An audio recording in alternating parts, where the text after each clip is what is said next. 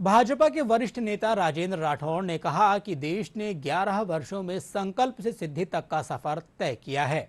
उन्होंने कहा कि प्रधानमंत्री नरेंद्र मोदी के नेतृत्व में 27% लोग गरीबी रेखा से ऊपर आ चुके हैं। जयपुर स्थित भाजपा मुख्यालय पर आज पत्रकार वार्ता को संबोधित करते हुए राजेंद्र राठौड़ ने कहा कि पहलगाम आतंकी हमले के बाद केंद्र सरकार ने आतंकवाद के खिलाफ कई कड़े कदम उठाए हैं। उन्होंने कहा कि मोदी सरकार ने पिछले 11 सालों में समाज के हर वर्ग पर विशेष ध्यान दिया है।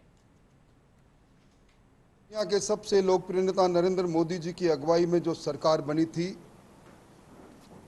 वो संकल्प सिद्धि तक पहुंच गए और हिंदुस्तान की तस्वीर और गरीब की तकदीर बदल गई।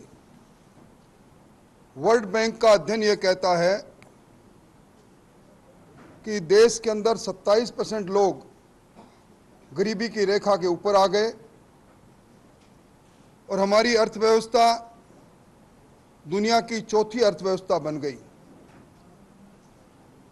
इस सिद्धि के अंदर ऑपरेशन सिंदूर, जिसने दुनिया के सामने बदले हुए हिंदुस्तान की तस्वीर रखी, ऑपरेशन सिंदूर के अंदर प्रधानमंत्री जी ने एक बात कही थी, लहू और पानी अब साथ साथ नहीं बहेगा। 1960 का सिंधु घाटी समझौता, जिसको इंडस वाटर ट्रीटी कहते हैं, वो पहली बार हिंदुस्तान ने रद्द किया।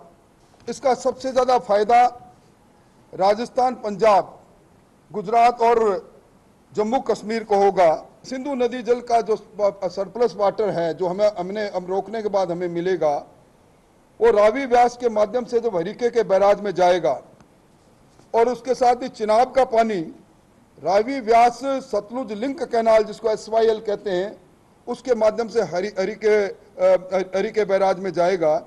और आप सबको मालूम है कि हरिके बैराज से पानी पोंग डैम में, पोंग डैम से पानी इंदिरा गांधी नहर परियोजना में फिरोजपुर फीडर के माध्यम से।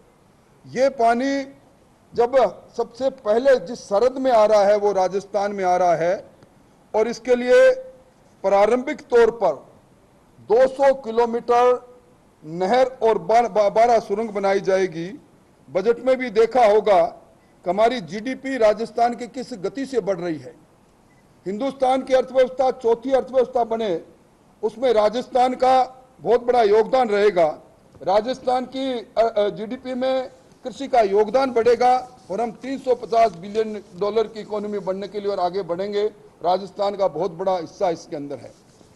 भारत सरकार ने किसान कल्याण के लिए बहुत काम किया। 2013-14 में जो बजट 21,930 करोड़ रुपए का था, वो 25-26 में बढ़ाकर किसान कल्याण का बजट 1,27,200 करोड़ का किया।